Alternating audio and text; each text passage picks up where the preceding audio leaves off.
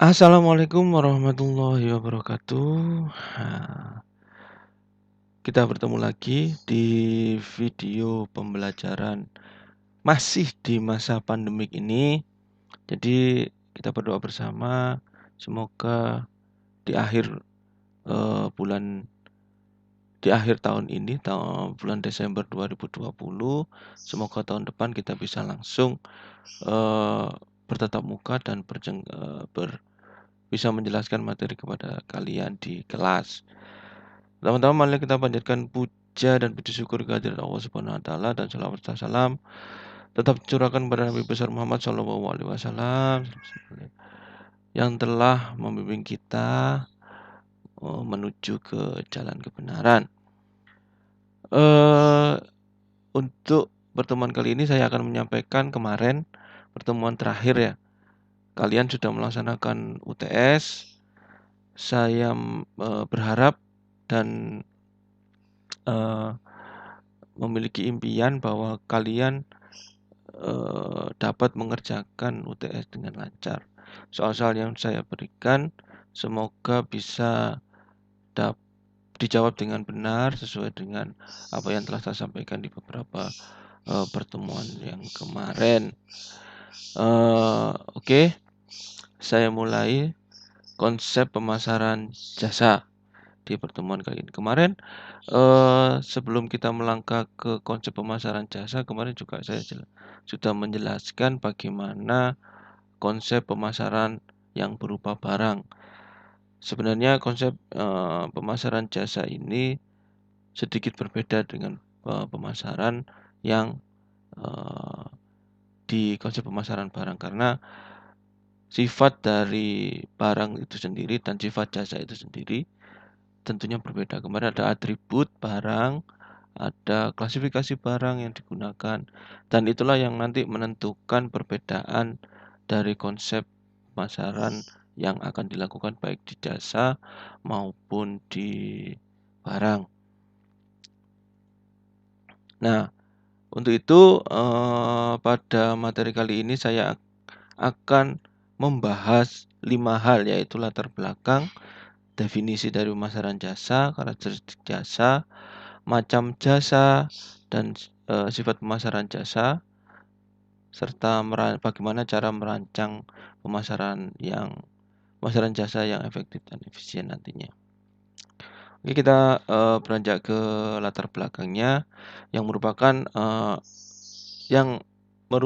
dasar kita bagaimana mengetahui dasarnya bahwa pemasaran jasa itu perlu kita pelajari.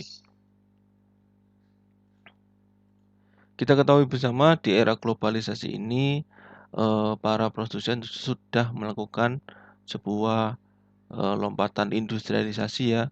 Mereka sudah membuat barang mereka, eee, sudah dipasarkan keluar daerah mereka.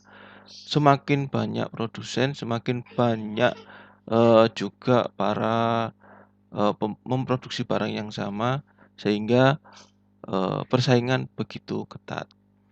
Nah, di era teknologi dan globalisasi ini, orang-orang semakin merasakan sulitnya untuk menjual barang karena banyaknya produsen serta konsumen itu semakin menjadi konsumen yang cerdas.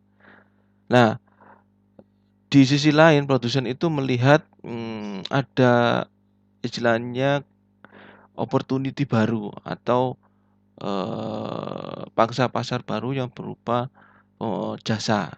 Jasa ini juga bisa ditawarkan ke konsumen karena konsumen juga memerlukan penghubung karena terlalu banyaknya eee, karena terlalu banyak karena terlalu banyaknya, eee, barang yang beredar di masyarakat sehingga, eee, bahkan produsen itu tidak sampai menyentuh dan menjalin hubungan yang baik dengan konsumen. Hal tersebut disadari oleh produsen sehingga perlu yang namanya adanya distributor dan adanya jasa. Nah ini, adanya jasa yang, menghubungkan mereka dengan konsumen. Nah inilah Sehingga di era globalisasi dan teknologi ini membuat peningkatan akan kebutuhan industrialisasi yang saya jelaskan tadi, karena semakin kompleksnya persaingan di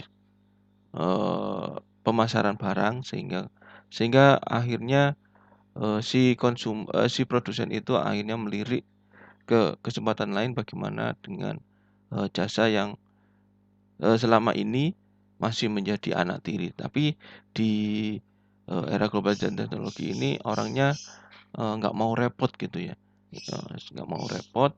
Yang penting saya bisa menjalani kehidupan dengan enak, tidak mau istilahnya mencari barang sendiri atau membersihkan rumah sendiri atau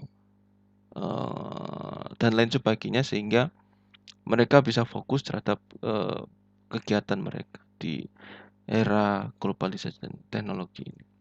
Ditambah lagi dengan semakin majunya akses melalui genggaman ya, melalui teknologi dan telekomunikasi itu semakin mudah sehingga sekarang kita tidak bisa membayangkan dulu bagaimana Gojek, Grab dan lain sebagainya. Kita tinggal dudul sehingga langsung makanan bisa sampai depan rumah kita atau barang-barang yang kita inginkan bisa sampai ke rumah kita. Nah, ini didorong lagi dengan adanya kemudahan akses komunikasi, akses internet dan sebagainya. Ini merupakan salah satu akses dari kemajuan teknologi sehingga jasa itu semakin diperlukan untuk menghubungkan produsen dengan konsumen itu tidak ada batas lagi. Nah,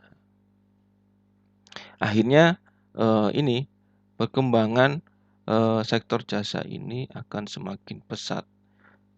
Tidak menutup kemungkinan di waktu-waktu yang akan datang pemasaran jasa ini akan melebihi perkembangannya daripada pemasaran dari barang. Nah, karena semakin canggih dan semakin canggih nanti. Itu latar belakangnya kenapa kita perlu mempelajari adanya pemasaran jasa karena ini merupakan segmen yang sudah banyak dilirik oleh produsen-produsen yang lain yang sudah menganggap bahwa terlalu kompleksnya permasalahan di pemasaran barang dan terlalu banyaknya produsen yang sudah memproduksi dengan barang yang sama. Oke, kita masuk bagian yang kedua, apa itu definisi pemasaran jasa itu sendiri. Jadi dalam pemasaran jasa itu ada dua komponen, pemasaran dan jasa. Kita harus mengetahui dulu apa itu yang namanya jasa. Menurut para ahli telah mendefinisikan jasa adalah setiap tindakan dan kinerja yang dapat ditawarkan kepada pihak lain yang prinsip tidak berwujud dan tidak menyebabkan perpindahan kepemilikan. Produksi jasa tidak dapat terkait atau tidak terikat pada produk fisik. Menurut Lupioadi tahun 2013 merupakan aktivitas ekonomi yang hasilnya tidak merupakan produk dalam bentuk fisik atau konstruksi yang umumnya dikonsumsi pada saat yang sama dengan waktu yang dihasilkan dan memberikan nilai tambah, misalnya kenyamanan, hiburan, kesenangan, atau kesehatan, atau pemecahan atas masalah yang dihadapi oleh konsumen. Jadi jasa itu bukan kepuasan secara fisik ya, tapi kepuasan secara batin, contohnya kenyamanan, hiburan, kesenangan, dan kesehatan. Itu pengertian dari jasa. Dari kedua pengertian tersebut dapat kita simpulkan bahwa atau dapat kita ketahui bahwa jasa merupakan tindakan atau kegiatan mencakup semua aktivitas yang outputnya berupa kinerja yang diterima oleh pelanggan atau konsumen, di mana antara pembeli dan konsumen pemberi jasa mempunyai keterkaitan satu sama lain. Hal tersebut dapat terlihat dalam nilai tambah yang diberikan oleh produsen kepada pelanggan atau konsumen dapat dalam bentuk kenyamanan. Nah, ini tadi kenyamanan, kecepatan, hiburan, kecepatan, dan kesehatan. Nah, setelah kita mengetahui pengertian dari jasa, kita berlanjut kepada pengertian pemasaran jasa. Pemasaran jasa adalah merupakan mengenai janji-janji yang dibuat kepada pelanggan yang harus dijaga. Kerangka kerja strategi diketahui sebagai service triangle yang memperkuat pentingnya orang dalam perusahaan dalam membuat janji mereka dan sukses dalam membangun customer relationship. Ini menurut penelitian Jatim and All dalam Daryanto tahun 2011. Sedangkan menurut Yazid tahun 2013, pemasaran jasa merupakan penghubung antara organisasi dengan konsumennya. Peran pembungkus ini akan berhasil bila semua upaya pemasaran diorientasikan kepada pasar. Keterlibatan semua pihak dari manajemen puncak hingga karyawan non-manajerial dalam menguruskan maupun mendukung pelaksanaan pemasaran yang berorientasi pada konsumen merupakan hal yang tidak bisa ditawar-tawar lagi. Sedangkan menurut Lupio Adilagi tahun 2006, pemasaran jasa adalah setiap tindakan yang ditawarkan oleh salah satu pihak kepada pihak lain yang secara prinsip intangible dan tidak menyebabkan perpindahan kepemilikan apapun. Jadi yang dibayar itu jasanya.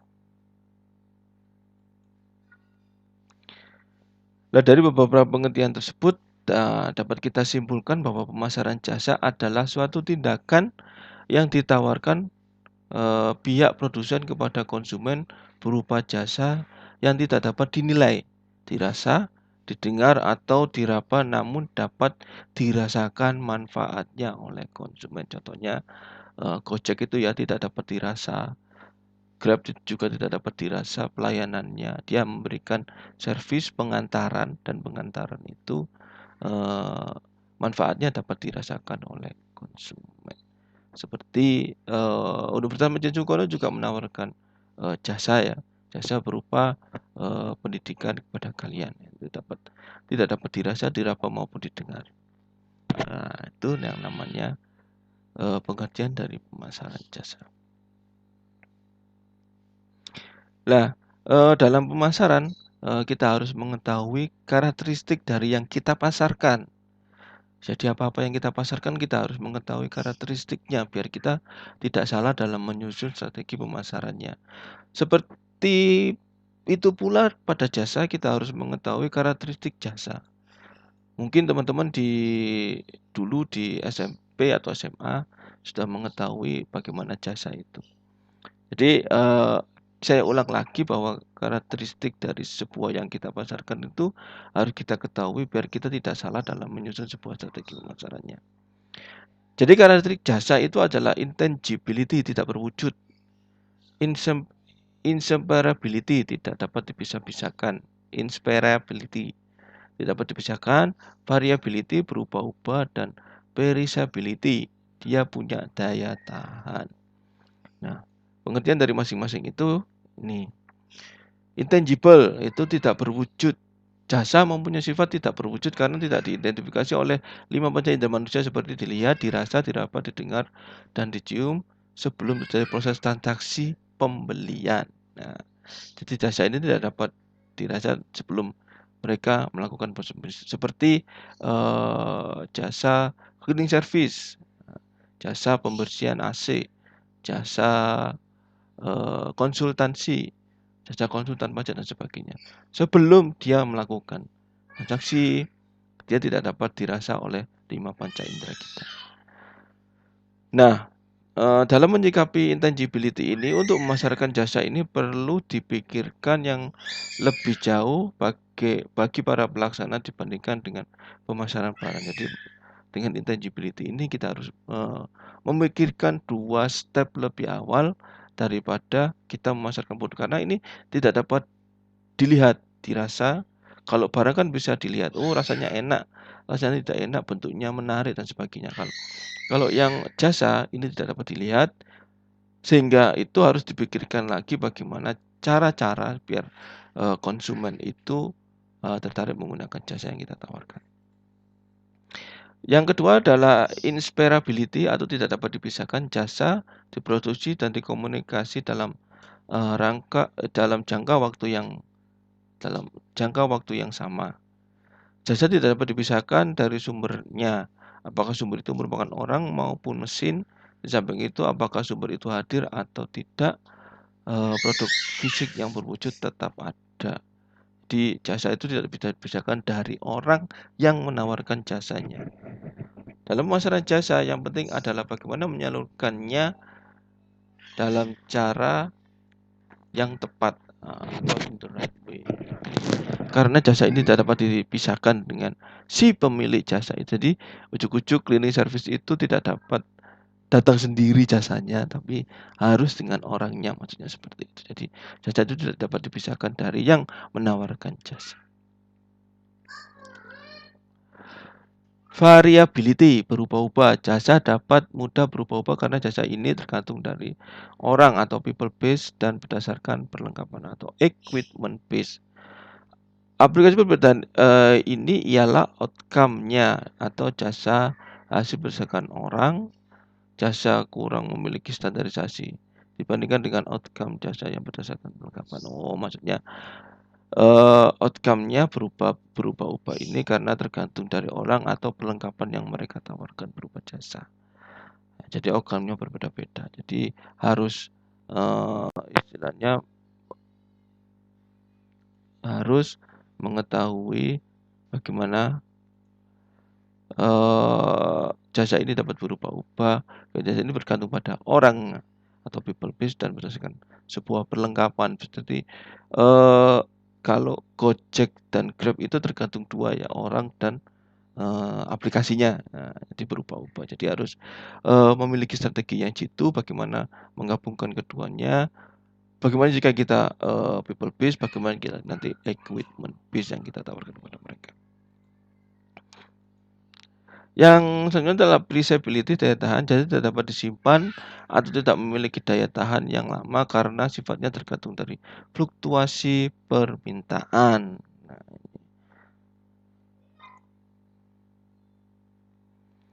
kita masuk ke bab yang keempat. Kita harus mengetahui macam dan sifat jasa serta pemasaran jasanya.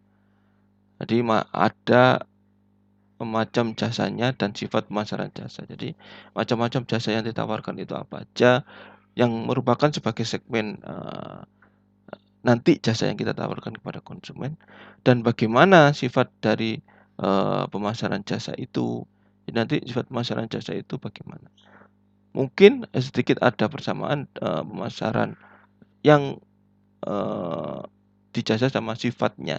Jadi kita samakan nanti maksudnya gini, pemasaran yang kita rancang untuk pemasaran jasa itu harusnya mengikuti dari sifat jasa itu sendiri yang intangibility, inspirability tadi, variability sama yang mempunyai daya tahan itu tadi. Jadi pemasarannya harus menyesuaikan dengan sifat dari jasa tersebut. Nah, ini macam-macam jasa yang ada yaitu personal service, financial service, public utility and transportation service, dan entertainment. Jadi contohnya personal service itu tukang cukur, salon kecantikan, laundry, foto, dan sebagainya. Financial service, angkutan publik, pengurusan pajak, dan sebagainya. Public utility dan transportation service, perusahaan listrik, air minum, PDAM, PLN ya. Angkutan damri dan angkutan barang, kargo ya, banyak ya, yang bersifat public utility dan transportation service. Entertainment, usaha-usaha di bidang olahraga, bioskop, gedung-gedung pertunjukan, istilahnya gedung-gedung untuk pernikahan dan sebagainya. Dan usaha-usaha hiburan yang lainnya, banyak sekali hiburan-hiburan yang ditawarkan. Ini macam-macam jasanya. Ada hotel service juga untuk penginapan. Orang yang melakukan traveling butuh yang namanya tempat untuk menginap.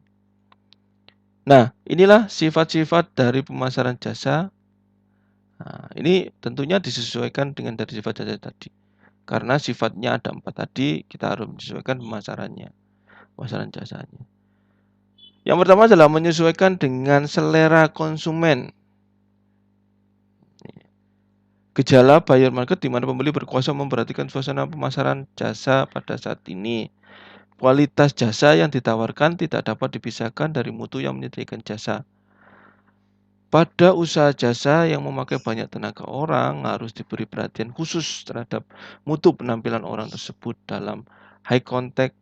Pengusaha harus memperhatikan hal yang bersifat internal bukan eksternal. Nah, selera konsumen. Jadi selera konsumen contohnya matahari ya. Matahari itu SPG-nya dikemas sedemikian rupa supaya konsumen itu ketika berkontak dengan pelanggan dari matahari itu bisa terpuaskan, istilahnya mendapatkan, oh ternyata pelayanan enak ya pelayanannya, bahasanya lembut, penampilannya cantik gak bosenin ya, nawarannya macam-macam, pengetahuannya luas dan sebagainya. Jadi mereka mengemas sedemikian rupa bagaimana nanti biar selera konsumen itu tetap istilahnya tetap nyaman ya, tetap istilahnya tidak keburu-buru pindah ke tempat pembelajaran yang lain. Menyesuaikan selera konsumen. Keberhasilan pemasaran jasa dipengaruhi oleh jumlah pendapatan penduduk. Nah, nyata semakin maju sebuah negara maka banyak permintaan akan jasa. Nah, ini sendiri.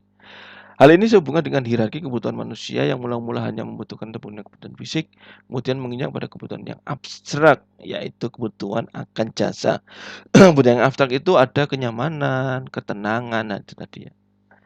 Nyaman, ketenangan, istilahnya terbebas dari stres dan sebagainya. Pada masalah jasa tidak ada pelaksanaan fungsi penyimpanan.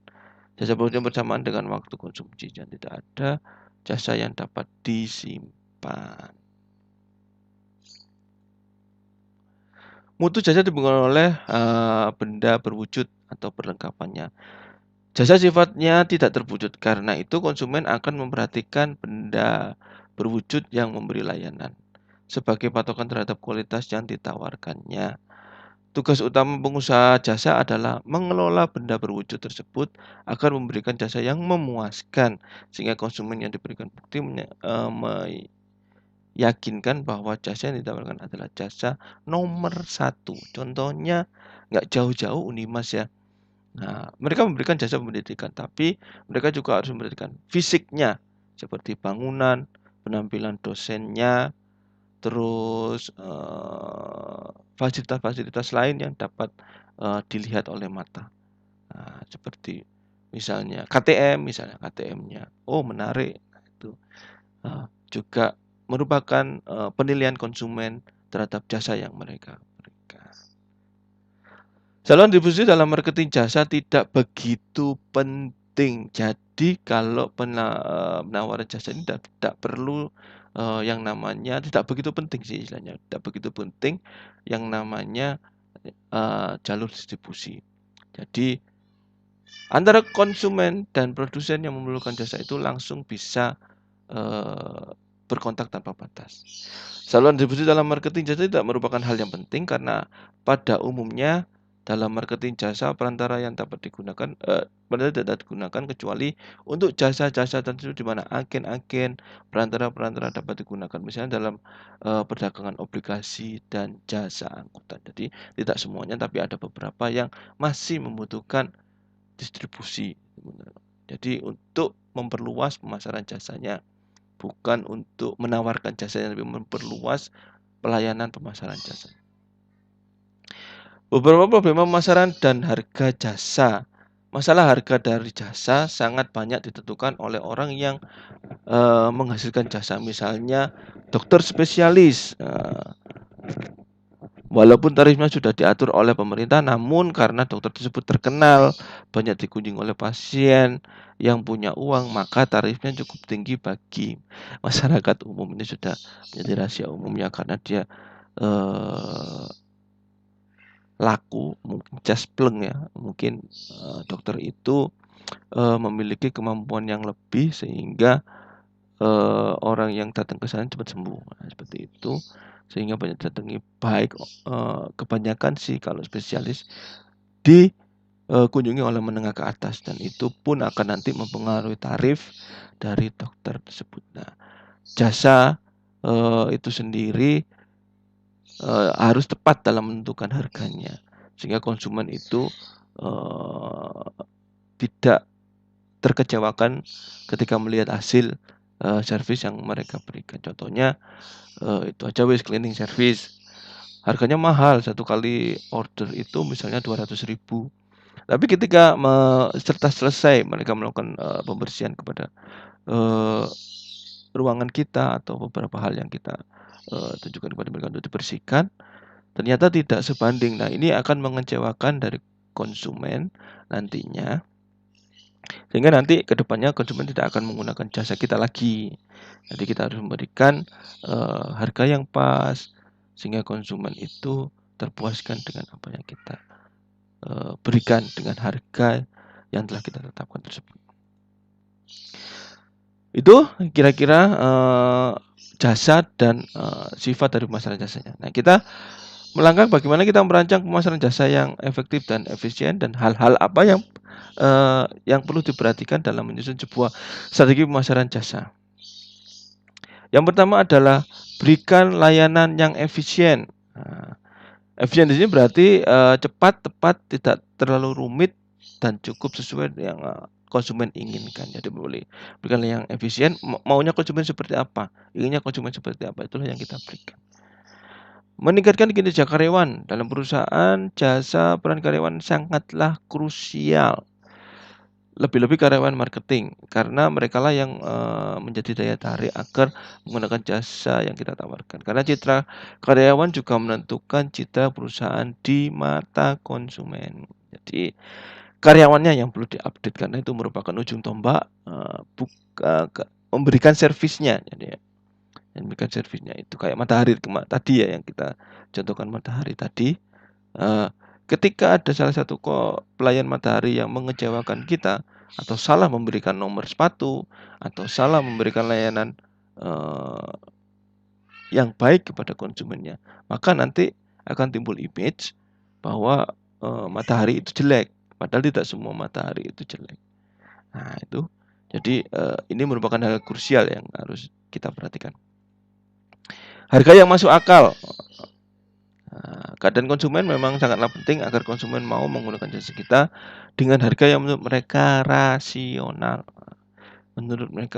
Karena memberikan servis, maka kita harus, kasih jasa laundry 100.000 per kilo kan ya nggak mungkin. Orang kan berpikir kalau, saya melaundry itu 1 kilo itu sebanyak, 20 baju misalnya atau 10 baju misalnya ya.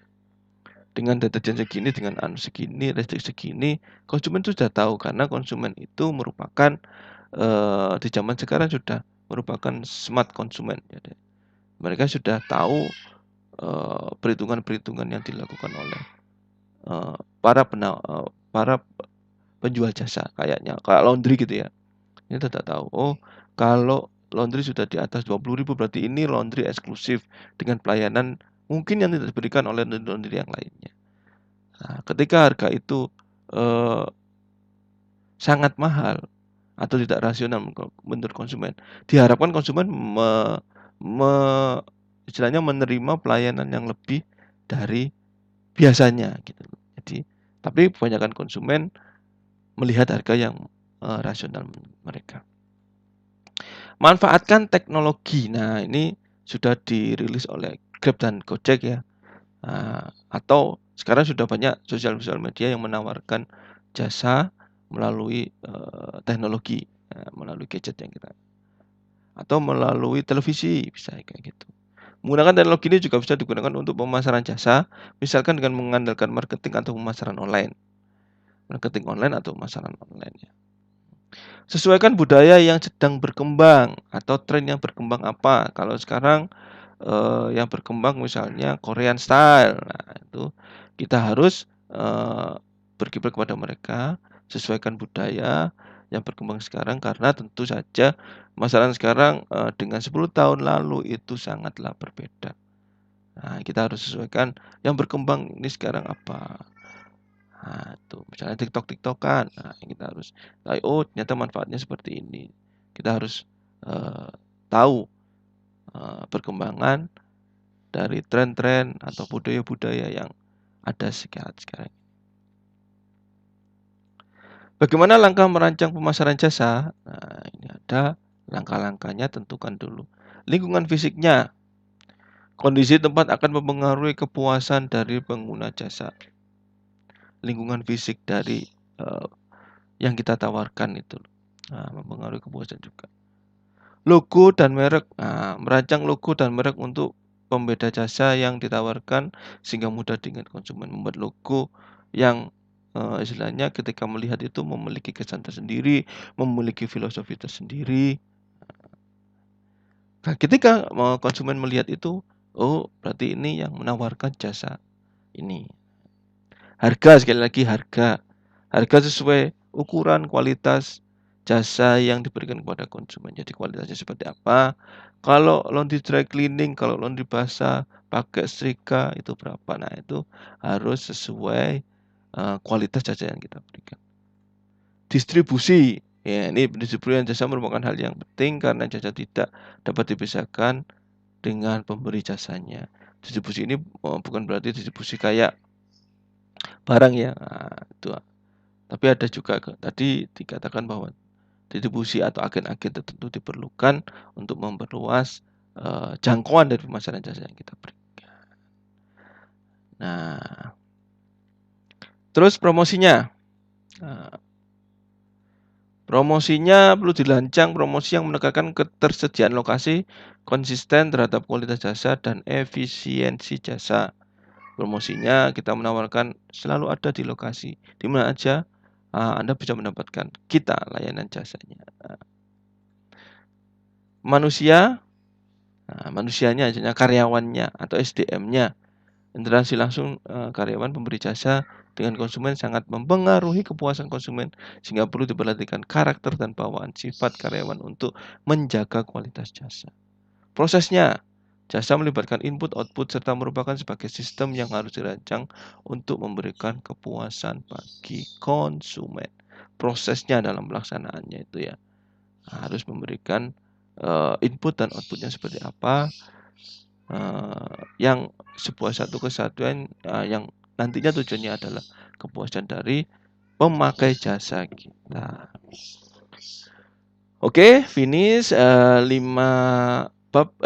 subbab yang saya sampaikan adalah latar belakang, ada definisi, ada karakteristik dan sifat pemasaran jasa, bagaimana merancang pemasaran jasa, dan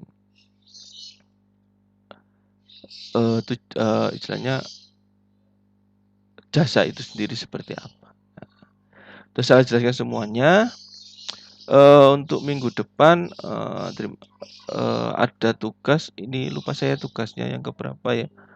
Tugasnya nggak salah sudah tugas ke-6 kalau nggak salah. Jadi saya memberikan tugas tentang resume materi ya, tentang menganalisis pasar konsumen. Dikumpulkan paling lambat tanggal 9 Desember tahun 2020 jam 23.59 via Google Classroom. Formatnya PDF atau Word. Kelompok seperti biasa minimal 2 orang, maksimal 5 orang. Minimal 5 halaman, maksimal 15 halaman. Oke, sekian dulu video tentang pertemuan kali ini tentang bagaimana konsep pemasaran jasa. Kalau ada hal yang perlu ditanyakan, monggo langsung WA ke saya atau chat di Google Classroom yang ada. Oke, kurang lebihnya mohon maaf. Assalamualaikum warahmatullahi wabarakatuh.